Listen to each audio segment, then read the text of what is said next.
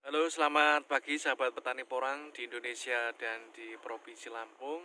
Eh, Sukses selalu untuk petani porang di Indonesia dan semoga kita semua selalu diberikan kesehatan. Jangan lupa like,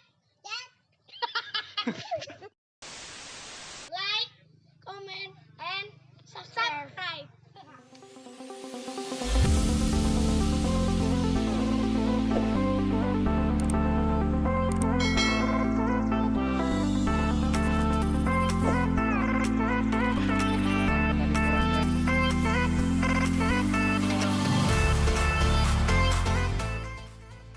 Orang Lampung mantap.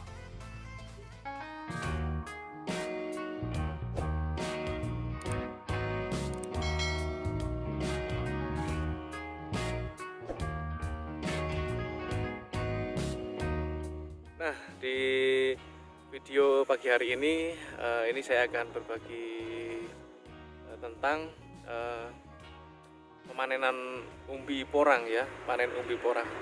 Dan ngomongin soal hasil panen kita itu ditolak pabrik ataupun pengepul. Nah, berikut penjelasan dari saya. Nah, maksud ditolak oleh pengepul maupun pabrik hasil panen kita, itu ada itu salah satunya kita harus memanen porang, umbi porang dengan baik dan benar ya. Bagaimana sih memanen porang baik dan benar ketika biar hasil panen kita itu dibeli sesuai harga pasaran ya, tidak dibeli dengan mungkin seenaknya kok murah dari yang lain, kok harganya itu kok tidak sama dengan yang lain maksud saya. Nah, untuk menghindari hal seperti itu, maka sahabat petani ketika panen porang nanti dipastikan nanti umbinya itu yang pertama bersih dari akar. Nah, makanya ketika kita panen itu nunggu porang itu benar-benar mati atau dorman. Nah, ketika mati atau dorman, pastikan itu pasti umbi ketika kita bongkar itu rata-rata akarnya sudah mulai hilang sendiri. Tanpa kita bersihkan pun akar sudah hilang. Makanya kalau kita panen, kita paksa batang masih subur, batangnya masih belum mati, kita panen, itu pasti akarnya masih banyak. Jadi itu harus ada proses pembersihan akar. Namun kalau kita panen ketika porang sudah dorman, itu ketika kita bongkar pasti akarnya sudah bersih. Terus yang kedua ya sahabat petani, pastikan kalau kita panen itu umbinya harus benar-benar bersih dari tanah ya. Ada juga yang mungkin sebagian orang ada yang biar berat umbinya, beratnya nambah ketika mau panen porang, itu pas musim penghujan masih ada hujan, dan itu pastinya akan banyak tanah yang menempel di umbi.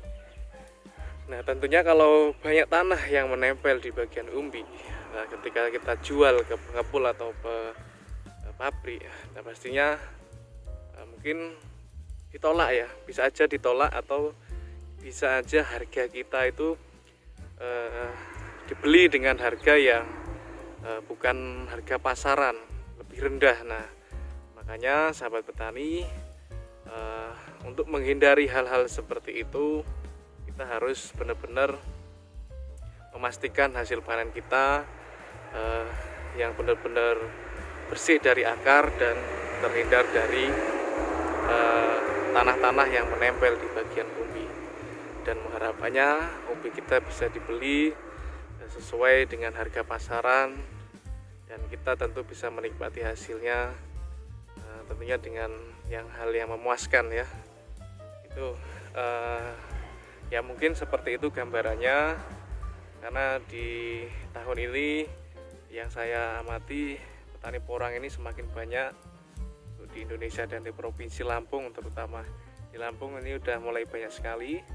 Saya juga membudidayakan porang dari 2019 lalu, dan musim ini juga tanam lagi lebih luas lagi, dan rencana tahun ini juga mau panen. Dan tentunya kita harus lebih semangat lagi untuk mengembangkan porang di daerah kita masing-masing. Dan ya itu tadi ya sahabat petani, kenapa kok saya bikin video seperti ini, supaya di kemudian hari ketika ada orang yang membeli hasil panen kita bicara soal dipotong rendemen ya, rendemen pemotongan dipotong dengan hal yang tidak wajar ya.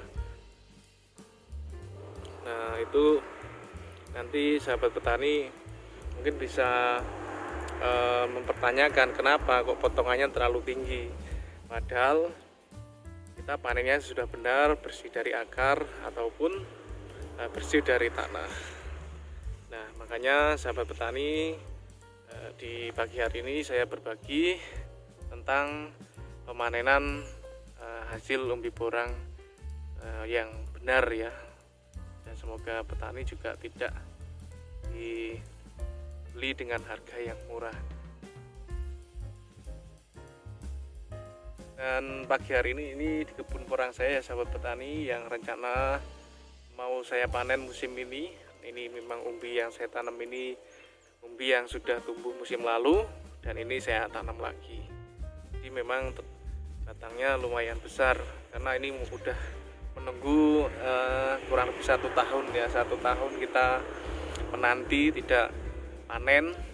Kalaupun saya panen kemarin beratnya mungkin rata-rata 1-2 kilo. Harapannya nanti bisa panen musim ini per batang 4-5 kilo, dan itu harapannya. Dan yang di kebun ini satu tempat itu umbinya itu berbeda-beda ukurannya, ada yang berat 1 kilo, 2 kilo, bahkan umbi yang isi 10-20. Karena banyak sekali yang teman-teman yang bertanya, itu kok besar-besar mas pohonnya,